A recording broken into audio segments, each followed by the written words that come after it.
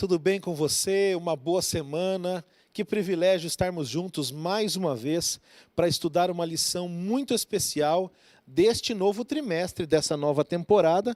Como você já sabe, esteve conosco semana passada, aqui no canal da Igreja do NASP Engenheiro Coelho, ou no canal Adventistas Brasil. Nós estamos estudando um novo tema. Nós estamos falando sobre a verdade presente no livro de Deuteronômio. E como também falamos na semana passada, voltamos este trimestre, estaremos juntos ao SALT do NASP, o Seminário Adventista Latino-Americano de Teologia, aqui do NASP Campus Engenheiro Coelho, um dos 9 seminários de toda a América do Sul que nós temos aí para que os nossos pastores sejam formados. E nós temos especialmente aqui para esta nova semana 2 convidados especiais que daqui a pouco eu vou apresentá-los. Ambos são professores do SALT, velhos conhecidos de vocês. Então eu tenho certeza que vocês que nos assistem, você que está no carro nos escutando, você que está saindo do trabalho ou chegando no trabalho, certamente aprenderá muito com os nossos convidados aqui. Eu sempre gosto de lembrar você que você precisa se inscrever no nosso canal, ative as notificações, clique ali no sininho, na opção todas, também faça um comentário, deixe o seu like. Isso é muito importante para que o nosso canal continue alcançando cada vez mais pessoas, mas que também para que o nosso canal possa sempre notificar você em primeira mão quando um vídeo vai ao ar. Se você está inscrito, se você deixa o seu like, se você compartilha e deixa um comentário, os algoritmos aqui do YouTube vão entender que você está engajado no nosso canal e você será sempre aí um dos primeiros a receber as notificações, tá bom? Nós desejamos mais uma semana abençoada para você, que essa semana, nesse estudo da lição número 2, traga grande crescimento para você e para as pessoas que estão ao seu redor. Lembrando que o conhecimento adquirido de Deus, ele serve para mudar não só a nossa vida, mas também a vida daqueles que convivem conosco. E como eu já disse para você, estamos de volta com a parceria do SALT e eu quero aqui apresentar os meus 2 convidados que estarão comigo na lição desta semana, a lição número 2, que fala exatamente sobre a lição da história de Moisés. Nós vamos daqui a pouco entrar nesse tema, mas eu quero começar apresentando aqui o pastor, professor Vanderlei Dornelles. Pastor Vanderlei Dornelles já é um conhecido de vocês, está sempre conosco aqui. E só lembrando, o pastor Vanderlei Dornelles, ele é o coordenador da pós-graduação em teologia do SALT do NASP. Ele ministra aulas na área bíblica, na área do Apocalipse também, de profecias. Ele ministra aulas na graduação, na pós-graduação, muitas vezes também serve fora daqui, dando aulas em loco, em outros seminários. E o pastor Dornelles, como nós já sempre enfatizamos aqui, ele também é um escritor, não é? Tem vários livros publicados ali pela Casa Publicadora Brasileira, tem vários artigos também publicados em revistas acadêmicas, eventos acadêmicos, não é? Tivemos aí na semana passada um evento, não é, pastor? Onde o senhor e outros professores aqui do SALT participaram. E se você quiser saber mais sobre o que o pastor Vanderlei Dornelles escreve, você pode pesquisar no Google o nome dele, você vai encontrar livros sobre Apocalipse, você vai encontrar livros sobre a profecia, sobre a área de adoração também, tem muitos materiais aí. Mas, pastor Vanderlei, já fiz a apresentação aqui, é um prazer receber o senhor mais uma vez, obrigado pelo tempinho na agenda para compartilhar o conhecimento da Bíblia sobre esse livro excepcional de Deuteronômio. Ok, pastor Júlio, é um prazer, é uma alegria poder participar, esperamos contribuir positivamente, né, para os nossos colegas e amigos que nos assistem compreender um pouco mais da lição aqui de Deuteronômio. Obrigado, pastor Vanderlei, certamente contribuirá positivamente, assim como o meu amigo aqui também, o pastor Fábio Darius, que está conosco aqui hoje. O pastor Fábio Darius, ele é professor também da graduação e da pós-graduação em teologia, disciplinas aí, ele ministra disciplinas na área da teologia histórica, história eclesiástica, história da igreja, também filosofia, ética cristã, várias áreas da teologia sistemática também. O professor Fábio Darius e pastor Fábio Darius, ele ministra essas disciplinas. E ele também, assim como o pastor Vanderlei Dornelles, tem materiais publicados, tem um livro publicado pela Unaspress, muito legal, muito gostoso de ler e muito instrutivo, chamado Passos para Cristo. Qualquer semelhança não é coincidência. E o pastor Fábio Darius também tem artigos publicados, pesquise o nome dele no Google aí, que você vai encontrar vários materiais. Recentemente escreveu também a matéria de capa da revista Adventista ou Ministério, pastor? Da Ministério, não é? Tá bom, então, da Ministério. Pesquise aí, você vai encontrar bons materiais. Pastor Fábio, muito obrigado também por estar aqui com a gente. E é uma alegria sempre receber vocês aí, junto com o pastor Vanderlei Dornelles, dois professores aí muito queridos, dois amigos próximos que a gente conversa sempre, né? E obrigado por compartilhar o conhecimento da Bíblia com os nossos amigos do canal. Amém. Muito obrigado, Júlio, mais uma vez pelo convite, pelas belas palavras introdutórias. E estamos aqui para servir, para estudarmos juntos a Bíblia, a lição, e juntos caminharmos sem que nos cansemos e prazerosamente trilhar esse caminho, né? Passos para Cristo, não é, pastor? Exatamente, Passos para Cristo. Na verdade, ele foi publicado pela Fonte Editorial verdade, parceria com a Unaspress. Unaspress. Fonte Todo Editorial. o processo do livro foi feito pela Fonte Editorial. Unaspress, mas, Unaspress. enfim, a edição saiu pela Fonte, né? Aliás, o pastor Vanderlei Dornelles também tem um material publicado junto com o pastor Carlos Olivares, falando do livro do Apocalipse também pela Fonte Editorial, não é, pastor Vanderlei? Sim. Ok. Então você aí viu que os nossos convidados são de peso. Eu vou pedir agora ao pastor Fábio Darius para nos introduzir com uma oração, para que nós entremos no tema desta semana. Pastor, por favor.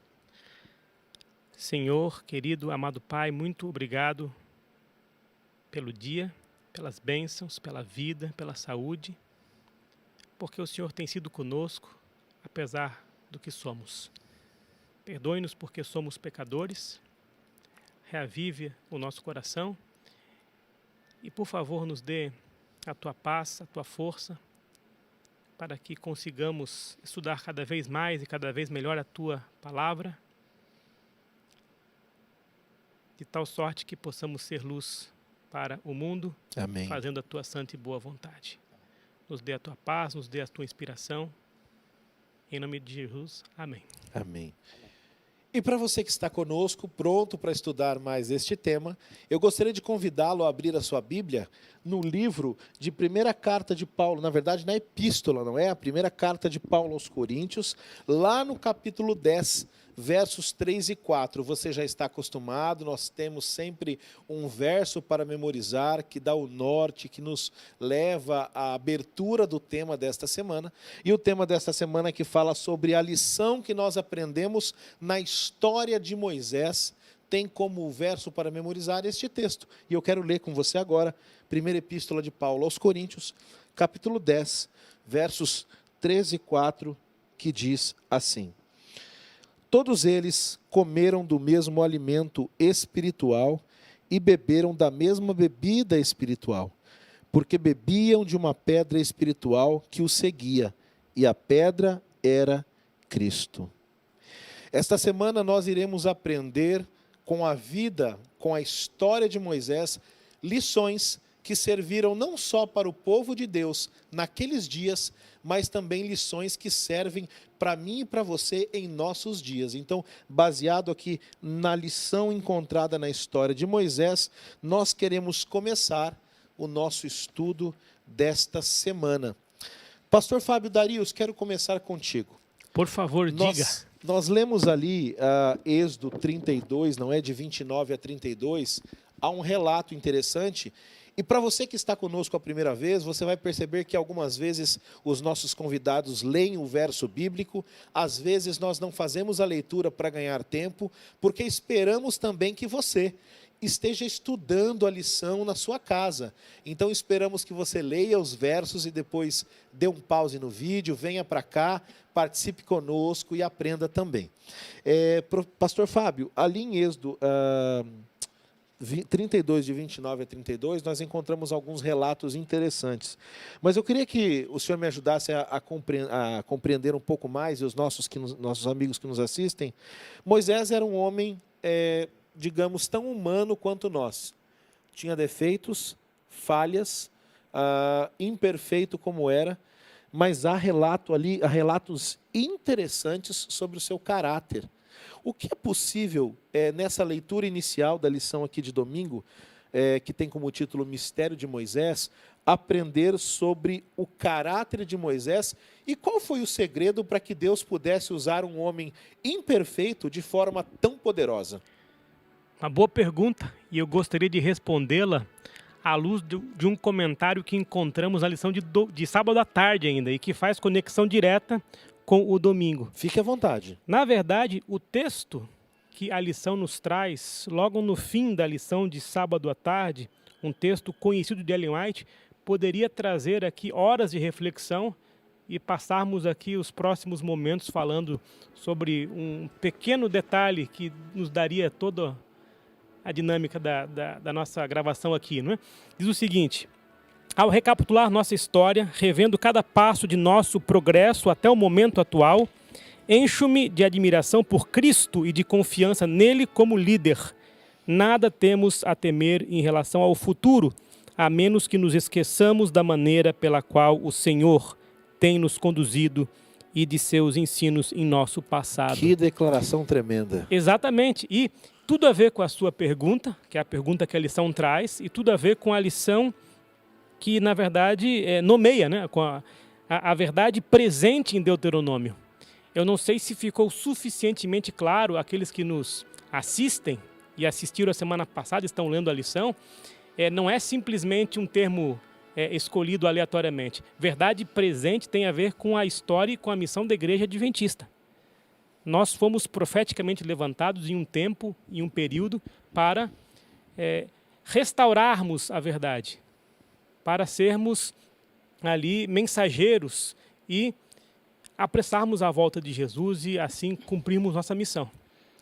Importante frisar aqui, né, que, desculpa, pastor Fábio, o título é Lições da História de Moisés. Né? Sim. Então nós consideramos como história, né, a narrativa bíblica e a história de fato. É claro que a maneira como o escritor bíblico relata a história é diferente, né, de como a história é relatada hoje, né, na historiografia moderna. Mas quando a gente compara, né, a história bíblica, o relato da história bíblica com outros relatos históricos do tempo, né, de Moisés e de Davi e de outros, né, a gente percebe que a Bíblia, historicamente, é muito mais rica do que todos os documentos daquele tempo antigo. Né? Exatamente. Factível. Então, é interessante fazer esta comparação. Às vezes eu paro e fico observando alguns desses textos antigos e comparando com a Bíblia. Né? Por exemplo, você chega no texto que Moisés escreveu, olha, Êxodo 19, né? Verso 1, ele fala assim: no terceiro mês da saída dos filhos de Israel da terra do Egito, no primeiro dia deste mês, vieram ao deserto do Sinai. Então, é uma abertura, uma introdução histórica, né, clara. Ele deu o dia, o mês, o local, né, as pessoas envolvidas. Então, são elementos que configuram um relato histórico autêntico, sabe? De fato. E a história é contada para ensinar, né? A história é didática, é contada para formar. Por isso o pastor Fábio mencionando aqui o texto de Ellen White, né? Se nós não nos esquecermos da história, né, nós não teremos medo em relação ao futuro. Porque a história está contada para despertar fé, convicção, né, esperança e segurança na liderança divina. A história bíblica desperta isso em nós. Né? Perfeitamente. Só porque o pastor Vanderlei falou de historiografia antiga, e em comparação, e eu não esqueci da sua pergunta, eu acho que estamos aqui preparando o terreno para respondê-la. Mas deixa eu só explicar para quem nos ouve, o pastor Vanderlei cutucou a onça com vara curta aqui, porque o professor Fábio Darius, a sua formação, além da teologia, ele é historiador, então é um profundo conhecedor e um apaixonado por história. Então, dado esse contexto, por favor, pastor, continue. De fato, é apaixonante mesmo. E não esqueça da minha pergunta depois. Não, mas com certeza, ela está sendo preparada a partir de todo esse caldo introdutório. Né? Quando nós lemos, por exemplo, Heródoto, ali a história, literal, né, o texto chamado História, a guerra dos gregos contra os persas, nós temos um relato histórico antigo, que segue um método, uma metodologia bem distinta da historiografia contemporânea. Ainda assim é um relato histórico, que, obviamente, dados os exageros e percebidos à luz da contemporaneidade, extraímos muitas questões ali, né? Sim. Pois bem, agora a Bíblia, muito mais do que um livro histórico, que de fato é, e a história é muito importante, e hoje os historiadores são mais necessários e úteis do que jamais foram, porque estamos nos esquecendo da nossa própria história, do nosso próprio passado, daquilo que Deus fez ao longo da história do povo de Israel e mesmo com a nossa própria história. Sim. Então, tudo isso é muito importante. E agora, respondendo objetivamente a sua pergunta, dado todo esse contexto, né? O que nós podemos aprender sobre o caráter de Moisés? Moisés era um líder abnegado, que tinha amor no coração, que orava profundamente, que amava profundamente o seu povo, que inclusive daria sua própria vida para que o povo continuasse trilhando o caminho que deveria trilhar. E a história de Moisés nos inspira, muito embora Moisés tenha sido um homem como nós, tenha tido seus pecados, tenha tido as suas angústias, as suas lutas internas, mas o seu legado foi positivo, o seu legado foi de amor, foi de paz, foi de esperança, foi de caminhada, foi de resiliência.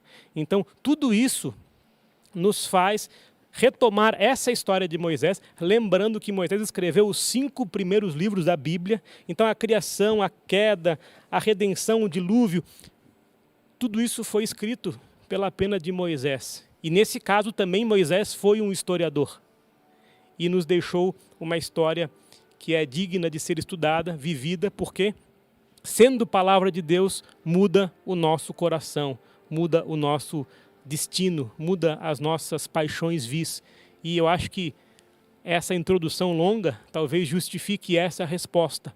Em poucas palavras, leia a Bíblia, ore, viva a vida que Deus planejou para você, que você descobre lendo a Bíblia e conversando com Deus, através da Bíblia e do livro da natureza, revelação geral e especial, e você será feliz e encontrará o seu destino, como Moisés encontrou o dele liderando o seu povo. Amém. Pastor? Aproveitando a menção a Moisés, né, e ao Pentateuco, temos aqui um livro. Ah, sim, por favor. Um auxiliar para o estudo da lição da Escola Sabatina deste trimestre, né, que é o livro Deuteronômio, o Livro do Amor, de autoria de Diri Moscala, que é doutor em Antigo Testamento, professor na Andrews University, né, e diretor do seminário de lá. Então, esse material publicado pela CPB, pela Casa Publicadora Brasileira, está à disposição, né, dos nossos amigos internautas. Deuteronômio, o Livro do Amor. Está no site da cpb.com.br. Obrigado, pastor, por essa introdução muito importante desse material. A cada trimestre um novo material para nos ajudar no estudo da lição da Escola Sabatina, não é? Agora, pastor Vanderlei Dornelles, o senhor e o pastor Fábio falaram sobre como a história é escrita diferente hoje do que era antigamente. Há uma outra questão também que hoje tenta, uma outra área que tenta desacreditar a Bíblia, que é a ciência, não é? Por exemplo, apresentam um relato do Êxodo como sendo fictício. Muitos cristãos, inclusive hoje, por causa da ciência, não acreditam nos 11 primeiros capítulos de Gênesis. Me lembro de um evento ano passado em uma universidade, e conversando, almoçando com talvez a maior autoridade, uma das maiores autoridades em hebraico bíblico do país, falando ali sobre Gênesis, ele falou, mas você sabe que aquilo ali é tudo ficção, né? Fiquei impressionado, não é? Porque ele também é confessional. Mas a ciência também contribuiu muito, eu creio, que para o conhecimento da Bíblia. Por exemplo, nós sabemos aqui de como a ciência aponta questões que trazem uma harmonia entre o mundo natural e entre o relato bíblico verdadeiro. Mas, aproveitando esse exemplo, eu queria perguntar ao pastor Dornelles aqui um pouco sobre uma declaração, se o senhor quiser ler, fique à vontade, lá de Deuteronômio, capítulo 1, verso 3. Na verdade, a sessão vai do capítulo 1, versos 1 até o 6, mas falando ali do 40º ano. O que é esse relato, pastor, E o que nós podemos aprender sobre ele ali à luz da lição do livro de Deuteronômio? Muito bem. Bom que você mencionou a questão da ciência. Veja que há cientistas, né, que procuram desacreditar a Bíblia. E há muitos cientistas que procuram provar a Bíblia, né? Isso é verdade. Ao longo da história, né, da própria ciência moderna, muitos dos cientistas foram bons cristãos, estudiosos da Bíblia, né? Durante um período, na primeira metade do século XX, pouquíssimos cientistas se pronunciavam cristãos, ou a favor, por exemplo, do relato da criação, né? Hoje não é mais assim. Hoje você pode encontrar livros, né, e mais livros de cientistas, tanto da área de biologia, de ciências exatas, da química, de física, né? Pastor, me permita, e só para mencionar alguns, hoje sabemos que Isaac Newton, Albert Einstein, Louis Pasteur eram cientistas que criam na existência de Deus, né? Na existência de Deus, nas profecias bíblicas, muitas vezes, né? Então, há uma grande parte da ciência, né, que não só acredita na Bíblia, como demonstra, né, e procura trazer evidências para as declarações bíblicas. Muito bem, então, você mencionou aqui Deuteronômio capítulo 1, versículo 3 em diante. Quando chegamos a Deuteronômio, percebemos claramente, né, Moisés se coloca diante do povo e eles estão à entrada da terra de Canaã. Já percorreram todo o deserto, né, ao longo de 40 anos. E aí ele diz, né, sucedeu, Deuteronômio 1 verso 3, né, sucedeu que no ano 40º, no primeiro dia do 11º mês. Tem algum significado profético aqui, pastor? Muito bem, quando nós vamos a Êxodo, capítulo 14, né, então ali tem a primeira chegada deles próximo de Canaã, e Moisés enviou os espias para que eles levantassem, né, fizessem um levantamento da terra, da sua resistência, né, eles iam possuir a terra de Canaã. E então não puderam entrar, e Deus diz que eles passariam 40 dias, né, peregrinando, cada dia por um ano.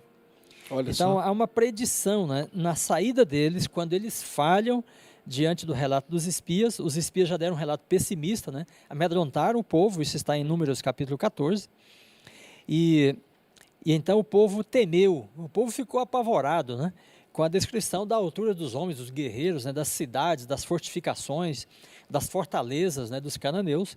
Eles temeram e eles fizeram diante de Deus uma grande queixa, né, apresentaram uma grande queixa. Chegaram a quase blasfemar de Deus. Então Deus disse assim: essa geração, Moisés, não vai entrar em Canaã. Essa geração vai peregrinar por 40 dias, cada dia por um ano, ao longo do deserto. E aí quando Moisés chega com o povo, né, já é uma outra geração diante de Canaã. Então ele escreve aqui em Deuteronômio, né, no 40º ano, no primeiro dia. Então cumpriu-se exatamente aquele período dos 40 dias proféticos, 40 anos, e eles chegaram, né, para entrar na terra de Canaã. Mas tinha de ter coragem.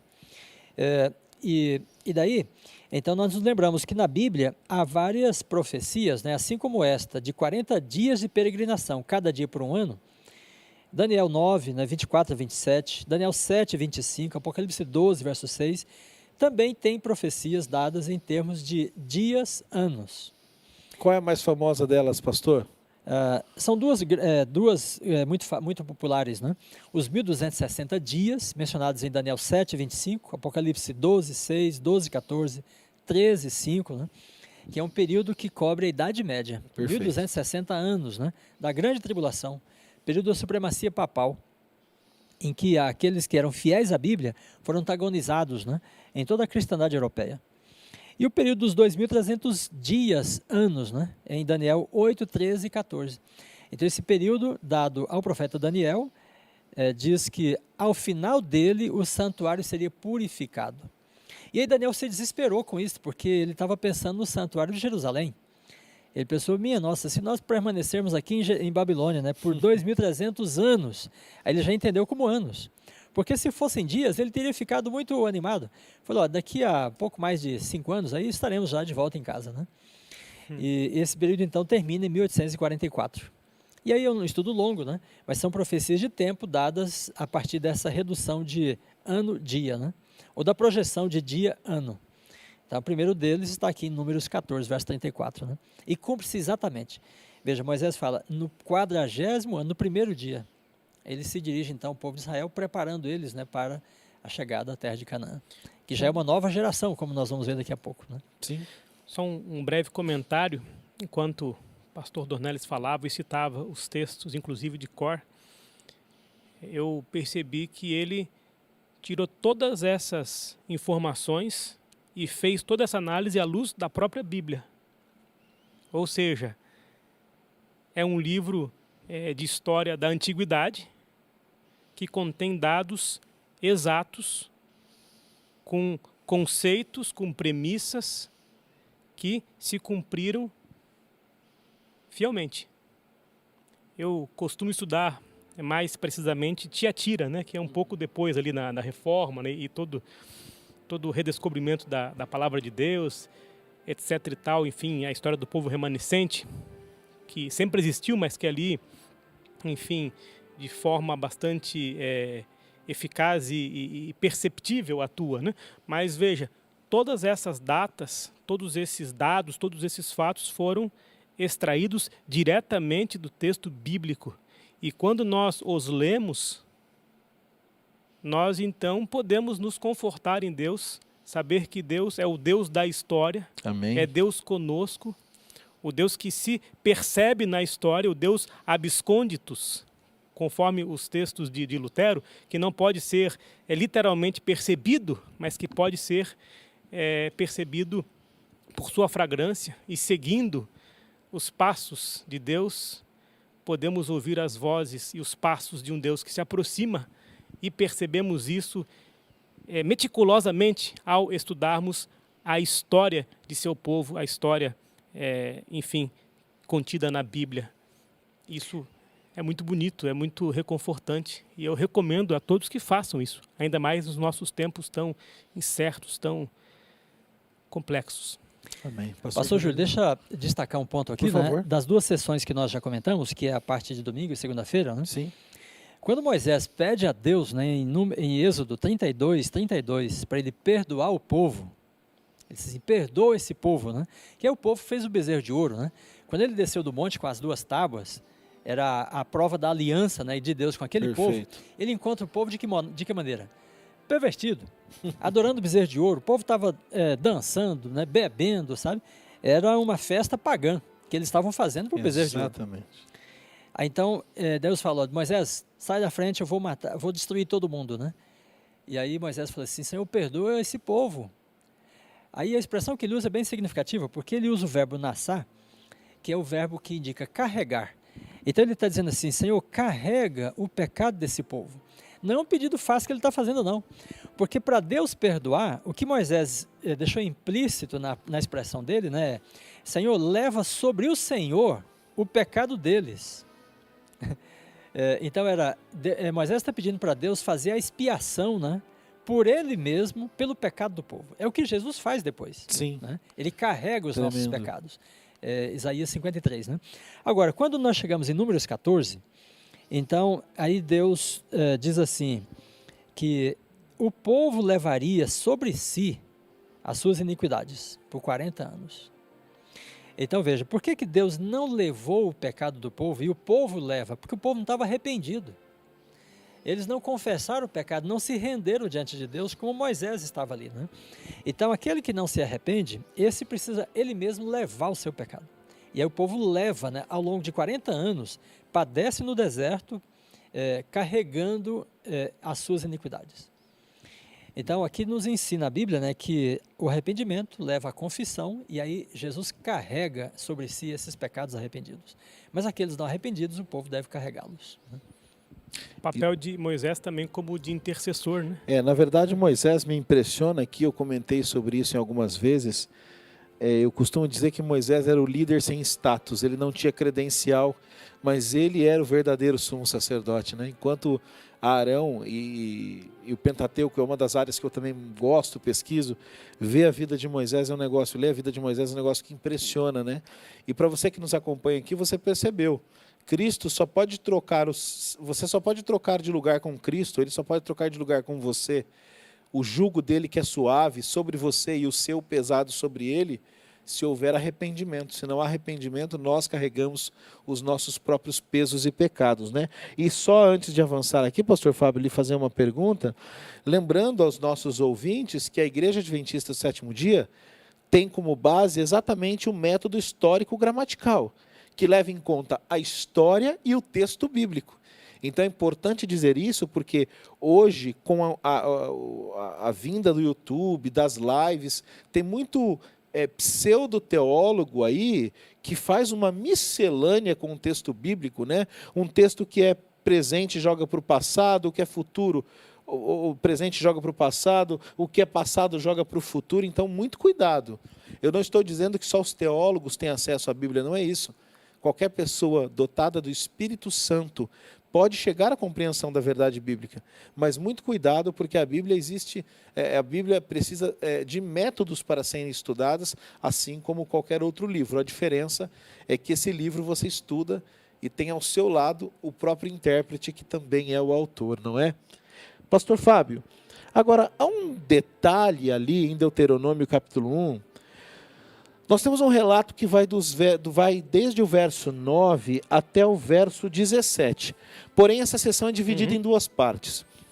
A sessão de 9 a 11 nos apresenta ali palavras fortes relacionadas ao povo, como foi falado aqui pelo pastor Vanderlei, que havia se rebelado em Cádiz Barneia. Nós vamos falar disso daqui a pouco. O que essas palavras significam ali de 9 a 11, mediante essa rebelião? Porém, o que acontece depois na segunda sessão ali, no relato de 12 até 17? Como Moisés lida com essa situação? Então, o que acontece de 9 a 11, o significado daquilo ali, e depois a segunda parte do relato de 9 a 17? Bom, de 12 a 17, perdão. A gente precisa entender que o povo era numeroso, estava peregrinando, era de dura cerviz. Moisés precisava de uma paciência que só obtinha graças à sua vida de oração, ao seu aprendizado aos pés da cruz. Aproximadamente 2 milhões de pessoas, não é, pastor? Existem relatos que falam alguma coisa nesse sentido. Muita gente. E não foi por uma ou por 2 semanas, mas 40 anos. E sem o conforto de uma casa, sem os confortos da vida moderna, né? E ali toda sorte de aflições, de angústias, e todos os relatos que o próprio pastor Dornelles comentou antes, né? Casos de, enfim, danças, de paganismo mesmo. A palavra é justamente rebelião. essa. Eu estava tentando aqui florear um pouco, mas não existe, né? Vamos falar o termo certo, paganismo mesmo, né? E a grande questão é que, apesar de tudo isso, e aqui respondo a sua primeira pergunta, que diz respeito ali a Deuteronômio 1, 9 a 11, ainda assim Deus não se afastou do povo. Deus continuou abençoando o povo tão somente pela graça. Ainda que murmurassem, ainda que alguns realmente questionassem a liderança de Moisés, ainda que alguns se arrependessem do local de onde saíram, ainda assim Deus sustentou aquele povo unicamente pela graça, mesmo sabendo que aquele povo não entraria na terra prometida. E hoje acontece exatamente a mesma coisa. Deus nos mantém pela graça, e a salvação se dá pela graça mediante a fé. A teologia bíblica não mudou do Antigo para o Novo Testamento. E nós, ao lermos em perspectiva o livro de Deuteronômios, podemos perceber isso. Aliás, o próprio título do livro, né? Nomos Lei, Deutero, a lei repetida, a paciência, o amor de Deus, a sua misericórdia, a sua benignidade foi tão absolutamente grande que ele, mesmo com aquele povo, teve misericórdia, repetiu a lei, deu a eles um grande líder, os guiou pelo deserto e continuou com eles pela graça, tão somente pela graça. E o que acontece um pouco depois, respondendo a sua pergunta ali, Deuteronômio 1, 12 a 17, logo na parte seguinte, Moisés, como um bom líder, delegou funções. O povo era muito grande, muitas eram as murmurações, ele não teria condições físicas, logísticas, enfim, de outras ordens para dar conta sozinho de todas as demandas do povo. E assim ele escolhe outros líderes que dariam conta de questões menores, digamos assim, né, de demandas importantes, mas menores, dando mais tempo para ele, de fato, exercer a sua liderança. E o bom líder é aquele que bem delega, não é? E também encontramos aqui mais um característico de Moisés. E a igreja organizada é, de fato, um plano de Deus. Também, ao lermos estes trechos bíblicos de Deuteronômio, podemos ter exemplos aplicáveis à nossa igreja hoje. Muito bem, pastor Júlio, pastor Fábio. Olha que coisa interessante, né? Porque Deus diz assim, vocês vão carregar os pecados de vocês ao longo de 40 anos no deserto. E parece uma maldição, né? Uma punição de muita severidade. Mas é muito importante notarmos, né, que quando Deus pune, Ele mais abençoa do que castiga. Porque, olha só, o Deuteronômio capítulo 1, verso 10, né, diz assim, o Senhor vosso Deus vos tem multiplicado. Então veja, ao longo da caminhada deles pelo deserto, eles não diminuíram como povo, eles aumentaram, cresceram, né? Como é que um povo pode crescer no deserto, estando sob uma punição divina? É que esta disciplina divina é mais para abençoar o povo do que para castigá-lo. E o povo chega lá em número maior do que saiu, em número maior, né? Então o deserto, você pode perguntar, como é que um povo pode se multiplicar no deserto? É que o deserto, né, com Deus, é mais do que o lugar de fartura, né, do que o oásis. O deserto com Deus é lugar de sustentação, lugar de crescimento, sabe? Lugar de fortalecimento. Veja, em Oséias, né, Deus fala Oséias fala para o povo assim, eu a levarei ao deserto, e lhe falarei ao coração. Então no deserto as pessoas escutam a Deus com mais facilidade. No deserto da provação, das tribulações, né? Em Apocalipse, citando de novo, né, a mulher peregrina pelo deserto por 1260 anos. A mulher é a comunidade do povo de Deus. E aí diz assim, onde Deus lhe havia preparado lugar para que ali a sustente. Então, o povo de Deus é sustentado no deserto. A igreja, né, que no Apocalipse peregrina pelo deserto, na Idade Média, né, tem a mesma experiência do povo de Israel aqui. Ela é sustentada, né, é fortalecida. E interessante, veja, olha o versículo 12, né? Ou melhor, o verso 13, né? Deuteronômio 1,13. Tomai-vos, homens sábios, inteligentes, experimentados. Olha só, o povo que saiu do Egito, né, era uma nação de servos, de escravos. O povo que chegou em Canaã tinha líderes, tinha homens sábios, entendidos, experimentados. Então eles não só cresceram em número, como cresceram em qualidade de gente, de povo, né? E aí Moisés escolheu, olha, líderes, cabeças, chefes, né? Chefes militares, juízes.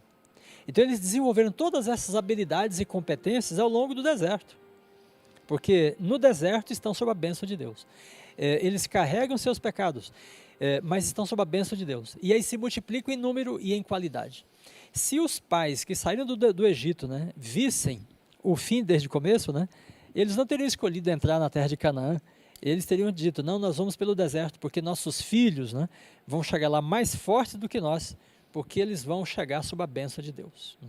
E é interessante, pastor, o pastor Fábio comentou, o senhor comentou também, essa questão de que Deus ele abençoa o povo. Deus poderia ter simplesmente destruído aqueles que não entrariam. Ou seja, aqueles que tinham daquela geração, há depois uma idade determinada para quem entraria, mas Deus poderia ter destruído. Mas ele permite, é interessante, ele permite que a genealogia daquele povo continue nos seus filhos. Porque eles não entram, mas os seus filhos entram.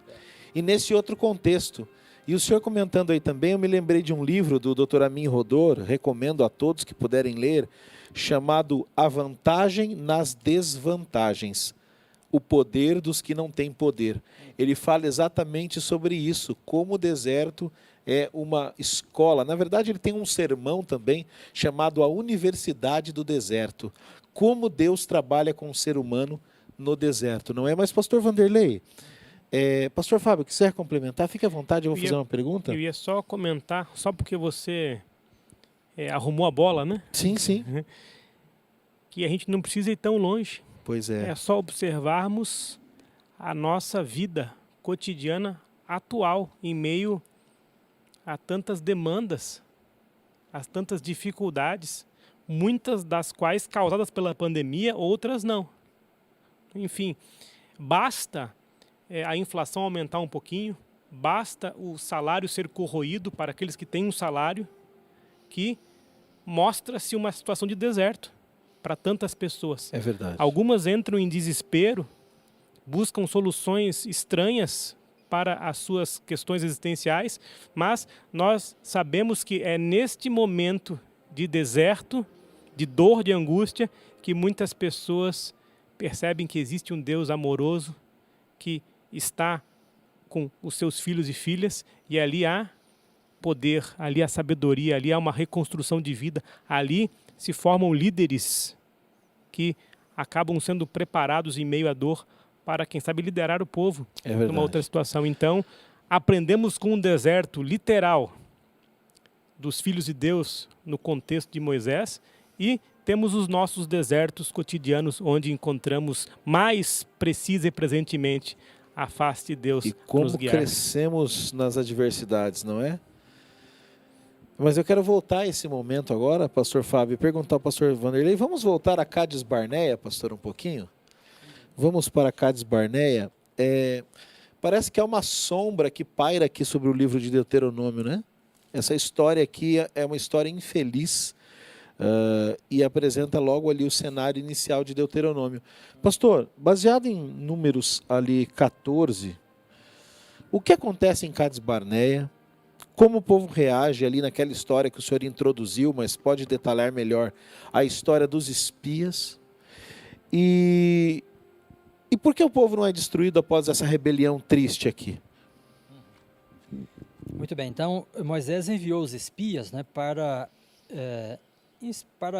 estudarem a terra, né, suas fortalezas, suas cidades, né, para ver a dimensão dos seus exércitos.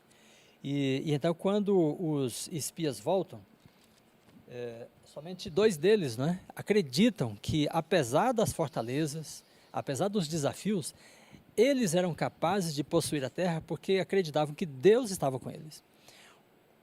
A maioria, né, 10 dos espias, voltam com um relatório pessimista e amedrontam o povo. Então, os homens são gigantes, nós não temos nenhuma chance contra eles, parecemos formigas, né, diante deles. E então esse relatório fez o povo se sentir num beco sem saída, porque voltar para o Egito não era possível mais, entrar em Canaã não eram capazes, né?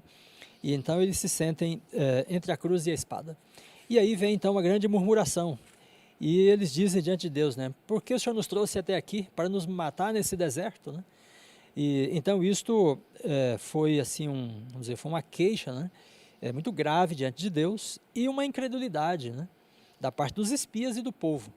Porque Deus tinha dito, o Senhor vai pelejar por vocês. E eles esquecem do que aconteceu no Egito, né?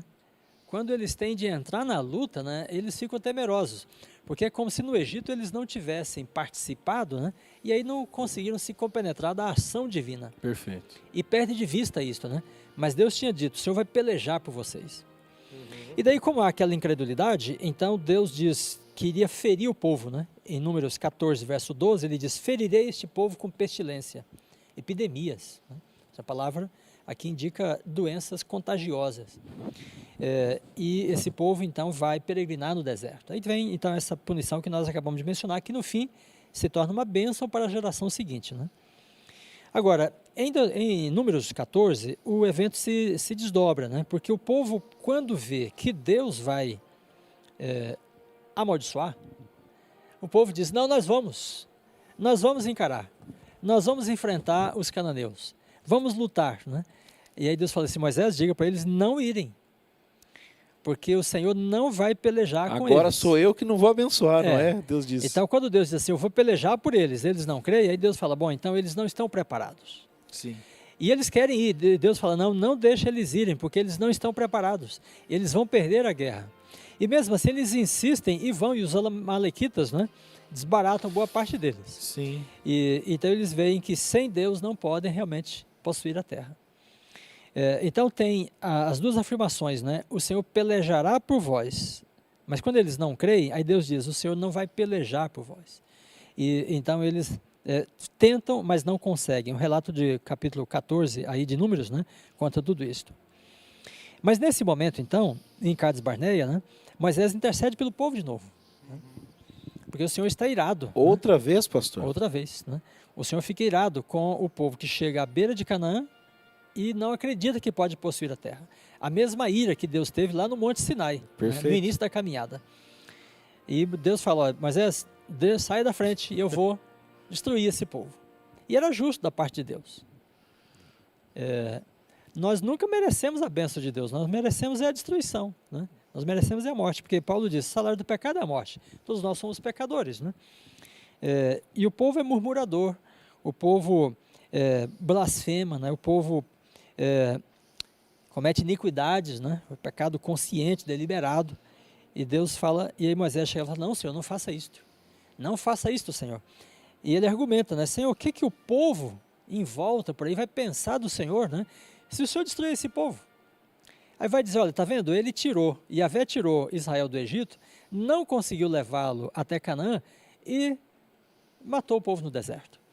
Então, Moisés aí começa a argumentar com Deus, né? Em cima daquelas apresentações que Deus fez a ele, né? Lá no Monte Sinai ainda, antes dele voltar ao Egito. Então ele fala, Senhor, o Senhor é misericordioso, o Senhor é piedoso, né? O Senhor é tardio em irar-se. Então Moisés começa a razoar com Deus, e Deus escuta Moisés, né, como seu parceiro, sabe? Então Moisés ali é um intercessor e é um parceiro de Deus. E Deus escuta Moisés e dá ouvidos a ele, né? Então é interessante, quando eu leio isso de Moisés, assim como quando eu leio Daniel, né, que Daniel não tem a resposta da visão de Daniel 8, por exemplo, né, aí ele insiste com Deus e sai a ordem, né? Gabriel, vai lá, dá a explicação para Daniel. Então, a insistência do servo de Deus é como Jesus diz no Evangelho. Muitas vezes leva Deus a fazer coisas que ele não tinha planejado fazer. Então, isso mostra como que Deus nos considera. Como Deus considera os seus servos, né, seus parceiros, sabe? Seus filhos, né? Nós não somos instrumentos nas mãos de Deus apenas, né? Nós somos parceiros de Deus. É o que Jesus fala, né? O servo não sabe o que seu senhor faz. O filho sabe porque está dentro da casa, né? Então, Moisés aqui é um filho que está dentro da casa de Deus. Os servos de Deus todos ao longo da Bíblia, né, são parceiros de Deus.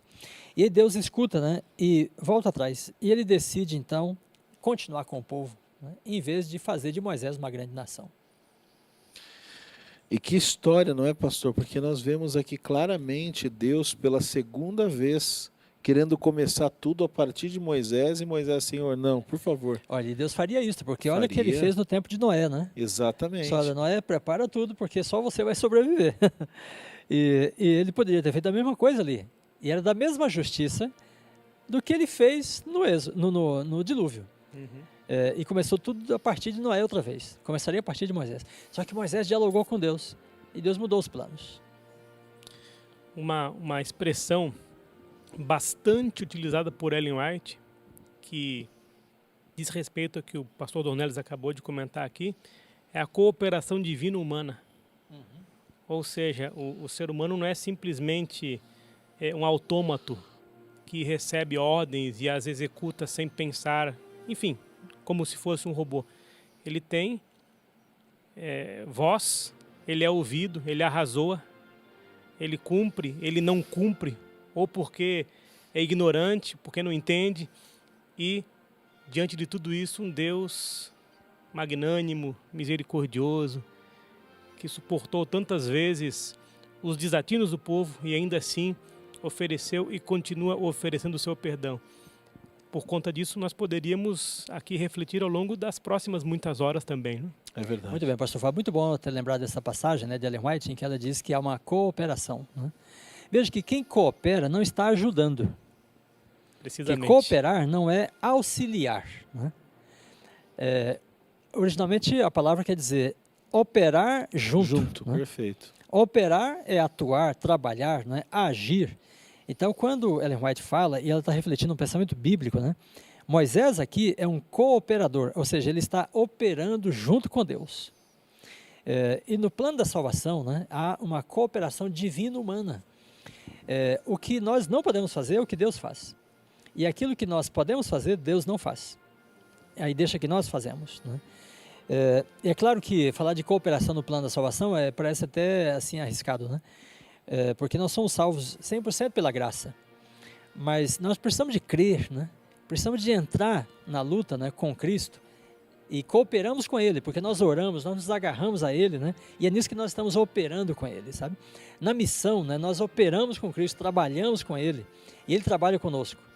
Então Moisés aqui ilustra muito bem isso. Deus está trabalhando com Moisés e Moisés está trabalhando com Deus. Ele é um cooperador, né? Eu me lembro de uma história, se eu não me engano também, em uma das aulas de Cristologia do Dr. Amin Rodor, ele contou uma história para nós que o nosso trabalho junto com Deus é mais ou menos assim. O filho deixa o ursinho predileto cair atrás do guarda-roupa. Só que ele não tem força para puxar o guarda-roupa. Então seu pai vai e puxa o guarda-roupa. Mas o filho vai junto e pega, vamos lá papai, eu te ajudo. E ele não tem força, ele não está fazendo nada para puxar o guarda-roupa. Mas na mente dele ele está ali fazendo. E há um papel ali a ser feito. É Deus que faz tudo. Mas há uma participação humana, não é, pastor? Ou seja, o ser humano ele precisa realmente cooperar. E é interessante, nós não devemos trabalhar para Deus, nós devemos trabalhar com Deus, né? E é o que Ellen White diz. O segredo do sucesso é a junção do poder divino com o esforço humano. Nunca se esqueça disso. A junção Perfeito. do poder divino com o esforço humano. Agora, pastor Fábio, para quem está nos escutando, você que nos acompanha, você tem percebido que, eu não sei você que me escuta, mas eu tenho me visto e visto detalhes da minha vida na vida deste povo. Quantas vezes nós nos rebelamos contra Deus, queridos? Quantas vezes nós dizemos, não quero que Deus faça nada por mim? Às vezes queremos agir por conta, não é? Queremos agir sem a bênção de Deus ou sem a orientação de Deus. Mas, pastor Fábio, tem um relato ali, em Gênesis 15, né, de 1 a 16, principalmente no verso 16, que fala um pouco sobre o que Deus faz com Abraão, ou conversa com Abraão. Mas tem uma expressão na Bíblia chamada a iniquidade do amorreu. Inclusive é o título aqui da nossa lição, né? E ela vem comentando um assunto bem incômodo, que é Deus destruir pessoas. Eu me lembro que sempre prego um sermão chamado O Senhor versus os Amalequitas, e eu sempre que vou falar ali, pastor Vanderlei Dornelles e pastor Fábio, sobre a ordem de Deus a Saul, vai lá e mata tudo, não poupa nada. Homem, mulher, criança de peito, idoso, mata todo mundo. Eu tenho que abrir um parênteses no sermão e explicar isso. Mas, pastor Fábio, nos ajude a entender esse assunto complexo, difícil, à luz desse texto aqui de Deus, Abraão e esses detalhes de Deuteronômio capítulo 2, capítulo 3. Eu entendo que a lição de quinta-feira, justamente chamada A Iniquidade do Amorreu, tem uma questão fácil e uma questão difícil. Muito complexa. A questão fácil, que foi abordada no final da fala complexa do pastor Dornelles, diz respeito a algo muito simples de entender. Quando o povo obedece a Deus, Deus dá a vitória. Simples assim. Então, aliás, a história do Antigo Testamento, assim, muito sinteticamente, pode ser assim resumida. O povo abraçava a causa de Deus, observava a lei de Deus, era abençoado. O povo abandonava os caminhos do Senhor e virava escravo, morria no exílio. Sem querer te cortar, você continua o pensamento, talvez muito ilustrada na história ali, exatamente dos amalequitas, né? Que Moisés levanta os braços, simbolizando a presença de Deus, braços levantados, Israel vence a batalha. Braços abaixados, os inimigos vencem a batalha. Até que Arão e Ur, cada um de um lado, levantam os braços de Moisés. É bem simbolizado ali, né? Sim, sim, é precisamente isso. Então veja, quando o povo caminhava com Deus, havia a vitória. Mas justamente essa questão nos leva à perspectiva difícil. E para aqueles que morriam? Será que a mão de Deus pesou injustamente contra os inimigos do povo de Deus? Como entender a morte de pessoas supostamente inocentes? Essa é uma questão que levanta as mais distintas reflexões, as mais estranhas reflexões, as mais complexas reflexões até hoje. E nós temos alguns textos de teólogos, de historiadores, que podem nos ajudar, mas ainda assim não resolvem definitivamente, entre aspas, essa questão. Embora os cananeus fossem alvos do juízo, tiveram pelo menos 40 anos de advertência prévia.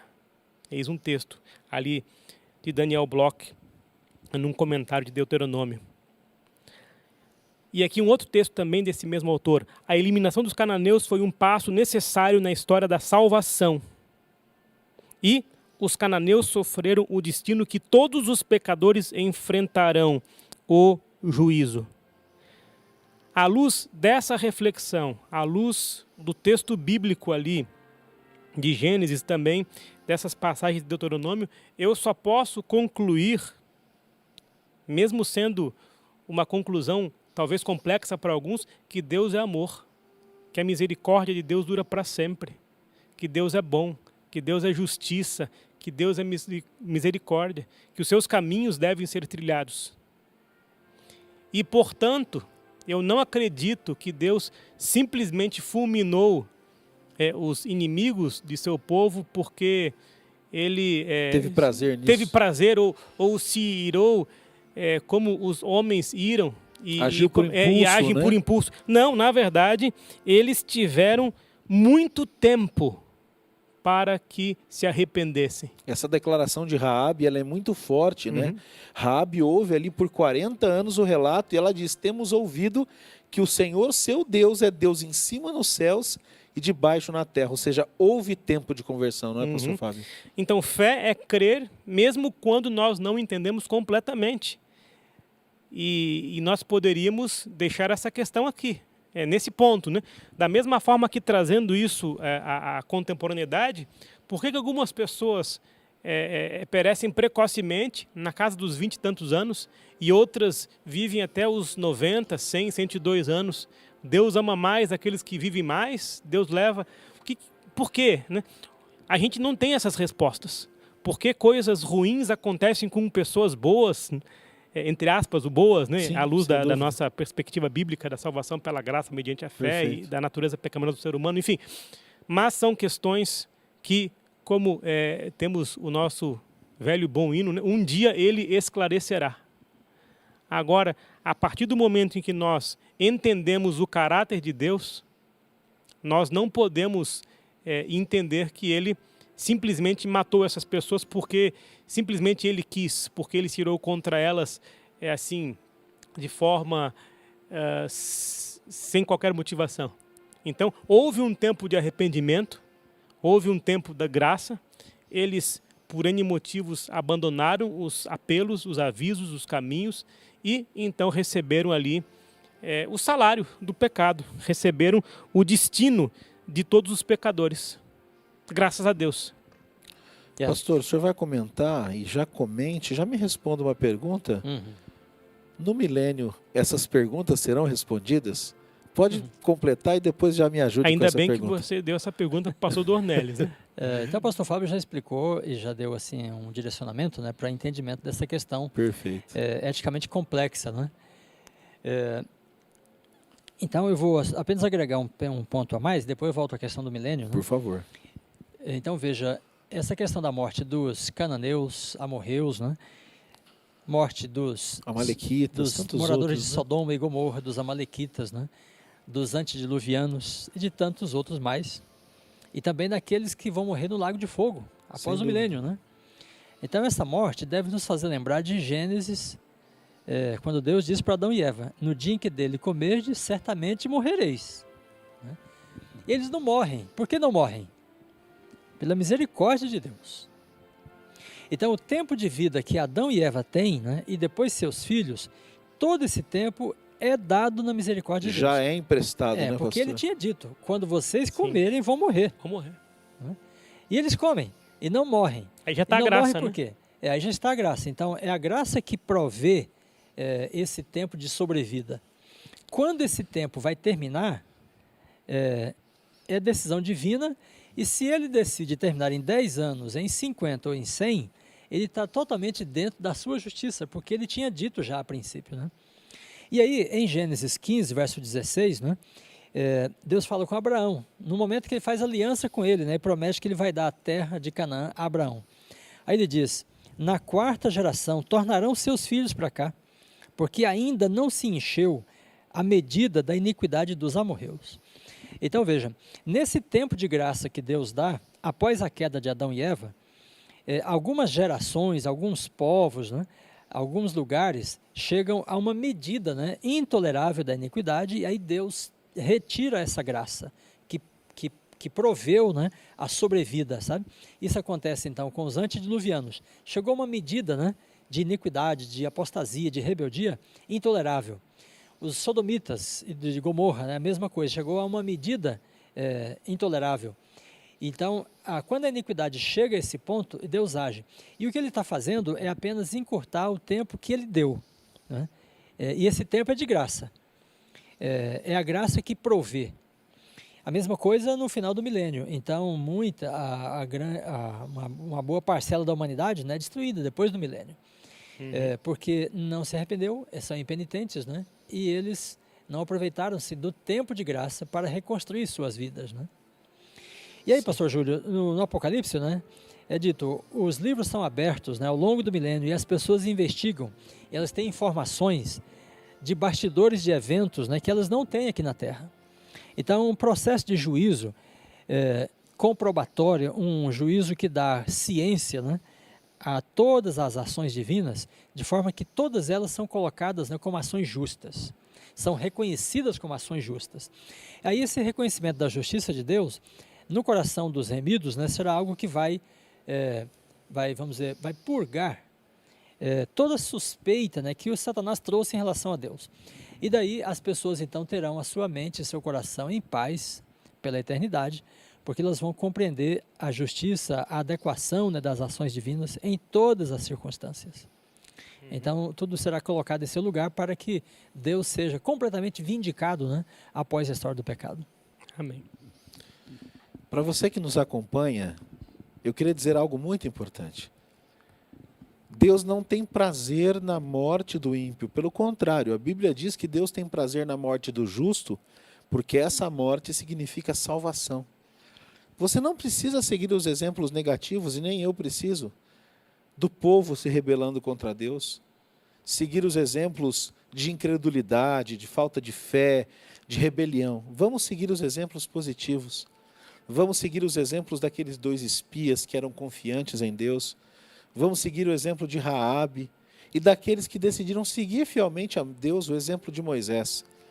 Que você sempre escolha seguir este exemplo, que é aquele que te levará a Canaã celestial. Pastor Fábio e pastor Vanderlei, nós estamos chegando no final do nosso estudo. Eu queria agradecer muito vocês, pastor Fábio Darius, professor grande do prazer. SALT, pastor Vanderlei Dornelles, professor do SALT, e membros aqui da nossa igreja, da comunidade. Que Deus abençoe grandemente o ministério de vocês. E que vocês continuem sendo sal e luz para os alunos. Amém. E para as pessoas que têm contato Amém. com vocês a cada dia. Assim seja. Amém? Amém. Pastor Vanderlei, pois não, pastor? Posso, para a gente terminar com uma boa reflexão à luz de tantas reflexões que foram feitas, Por favor, na sequência o posso pastor deixar- Dornelles vai fazer a oração, por favor. deixar um texto que nos dá assim Por favor. uma boa questão para ser pensada, né? Isaías 55, um texto muito conhecido com relação a essas questões que acabamos de ver agora na lição de quinta-feira sobre a morte dos ímpios, a salvação, etc. Aqui, buscai o Senhor enquanto se pode achar. Amém. Isso 55, verso 6, né? Invocai-o enquanto está perto, deixe o perverso o seu caminho, o iníquo os seus pensamentos, converta-se ao Senhor, que se compadecerá dele, e volte-se para o nosso Deus, porque é rico em perdoar. E Amém. aqui o texto para frisar à luz da reflexão de agora, né? Porque os meus pensamentos não são os vossos pensamentos, nem os vossos caminhos os meus caminhos, diz o Senhor. E aí o texto continua, mas a questão é, visto que nós somos pecadores e pela graça de Deus continuamos respirando, continuamos vivos, então que nós nos rendemos aos pés de Cristo, que nós Amém. o busquemos para sermos salvos e percebermos a salvação desde agora. Amém. E essa Amém. é a nossa oração e pedimos que o pastor Dornelles, nessa oração, firme esse nosso desejo, nosso e de quem nos assiste. Amém? Amém. Oremos a Deus. Nosso Deus e bom Pai, nós te louvamos, Senhor, pela história bíblica que foi narrada, foi contada para nosso ensino, nossa orientação, para nosso esclarecimento acerca do plano da salvação. Ajuda-nos, ó Pai, a compreender a história, crer e a viver segundo a mesma, a fim de que invoquemos o Teu nome e pela graça de Cristo sejamos salvos. Abençoa nossos amigos que nos acompanharam nesta oportunidade, que a Tua palavra brilhe em suas vidas e que eles possam servir ao Senhor de todo o seu coração, toda a sua alma, todo o seu entendimento. Continua conosco ao estudarmos Deuteronômio, que possamos nos comprometer com a Tua palavra, compreender, sermos esclarecidos e servirmos a Ti com interesse de coração. Continua conosco nesta atividade, com esta reflexão sobre a Tua palavra, ao longo das semanas deste trimestre, e que nós possamos aprender aos pés de Cristo, para honrar e glorificar o Teu nome. Em Seu nome santo é que nós pedimos e agradecemos. Amém. Que Deus abençoe você, a sua família, te dê paz, segurança nesta semana e que você esteja conosco aqui mais uma vez na próxima semana para estudar o tema de número 3. Teremos 2 amigos aqui também. Se inscreva em nosso canal, ative as notificações, copie o link desse vídeo e compartilhe nas suas redes sociais, compartilhe nos seus grupos de WhatsApp, Telegram, Signal, espalhe a esperança sobre o livro de Deuteronômio, esse relato tão bonito. Que Deus te abençoe. Nos vemos então na próxima semana. Até lá.